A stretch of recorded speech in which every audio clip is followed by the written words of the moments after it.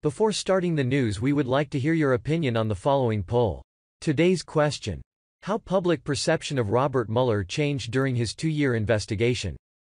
Kindly press the like button and comment your answer in the comment section given below. We are anxious to hear from you. Now let's move on to the news. Breaking news from SCOTUS: Brett Kavanaugh. Justice Brett Kavanaugh has joined the faculty of George Mason University's Antonin Scalia Law School, where he will co-teach a summer course in the United Kingdom on the origins of the Constitution. Kavanaugh, who has evaded public attention following his bitter confirmation in October 2018, will remain in England for nearly 6 weeks while the court is on its summer recess. The justice has generally kept a low profile since joining the court, avoiding solo public appearances and divisive opinion writing. It is a rare opportunity for students to learn from a Supreme Court justice, and we believe that contributes to making our law program uniquely valuable for our students, the law school said in a statement. Trending: Schumer and Pelosi throw temper tantrum after Mueller finds no collusion. George Mason University's student newspaper was first to report that Kavanaugh joined the law faculty. It is common for the justices to teach law abroad during the summer, when the High Court is not in session. Justices Ruth Bader Ginsburg and Neil Gorsuch led seminars in Italy in July 2018, while retired Justice Anthony Kennedy taught in Austria. Yet Kavanaugh's 38-day course is unusually long in comparison to his colleagues, whose teaching commitments generally run a few short days. Ginsburg and Gorsuch's Italian jaunt ran about 2 weeks, while Kennedy's lasted about 3.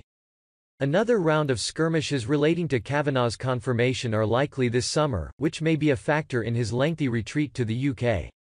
Politico's Anna Palmer and Jake Sherman will publish an account of Congress during President Donald Trump's tenure in April, which purports to contain the definitive story on his confirmation.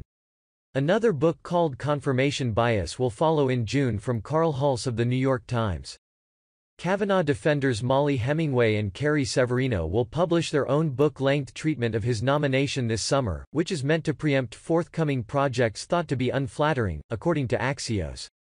Ruth Marcus, The Washington Post's deputy editorial page editor, and Jackie Calmes of the Los Angeles Times are also writing books on the Kavanaugh confirmation. Kate Kelly and Robin Pogrebin of The New York Times will publish a history of the justice's early years this October called The Education of Brett Kavanaugh. Once a staple of law school programming, Kavanaugh lamented that he might never return to academia, after 3 women publicly accused him of sexual misconduct. He denied those allegations.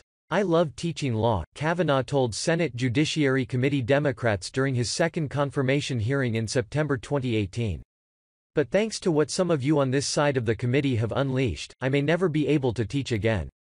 Just days after that hearing, Harvard Law School announced it had canceled Kavanaugh's January term course on the modern Supreme Court. The announcement followed weeks on intense pressure from students and alumni, who hoped the law school would disassociate itself with the beleaguered Supreme Court nominee. Kavanaugh was named the Samuel Williston Lecturer on Law at Harvard in 2009. Sharing is caring. Kindly help us to distribute our content so others can acknowledge this too, and support us in our mission to make America great again. Thanks for watching.